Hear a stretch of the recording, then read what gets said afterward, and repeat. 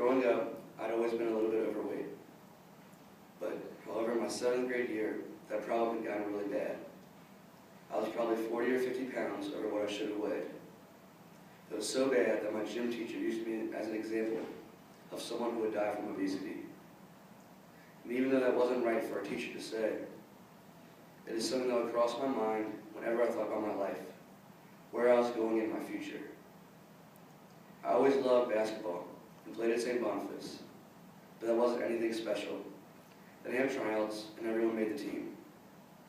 When I entered my freshman year, I wanted to continue playing basketball, but I saw how insufficient my skills were compared to my peers and became insecure about even trying out.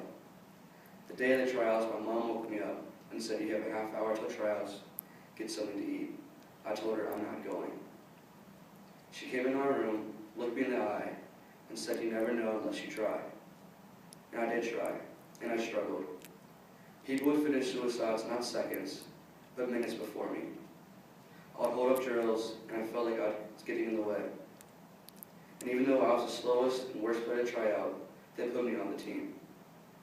And I was never the most talented, but always the hardest working. I started the year never playing, ended the year with a few minutes a game. I worked so hard during practice, and then I'd go home and practice some more, and some more. And I remember there were times where I'd go in practice and I'd end up throwing up, and I'd try to find a garbage can where no one would see that I was struggling. And things were tough, but I fought through that temporary pain. And as a heavy-set kid, I couldn't match up against people like the coach wanted me to. But I worked hard, so hard that by the end of my freshman year, I had lost 60 pounds. And I would think back to that 7th grade gym teacher and wish I could see him to tell him he was wrong, to tell him that I wasn't a couch potato, to tell him that I had worked hard, and to tell him that I was in shape. I got the Team Attitude Award, and my coach pulled me aside and also told me I was the most improved player and the hardest worker he's ever seen. And I was still slow, but I was determined that summer to change that. We'd have 4-hour practices and scrimmages during the summer months. I started to see my hard work pay off. When I got in the games, I started to rebound, assist, and score. Even if I didn't play that much, it was an improvement from the season before, where I only hit 1 point. We did a scrimmage against Oak Hills and had a double-double. It was the best game of my life, and things were starting to look good. I continued to work hard even after our summer workouts ended, and I was almost positive I would make the JV team.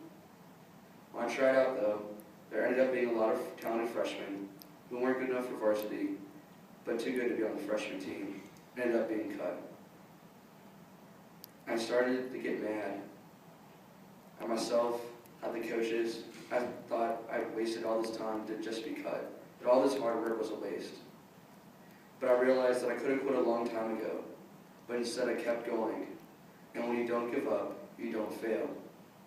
It wasn't about making a team, but how hard you tried, and that you can get cut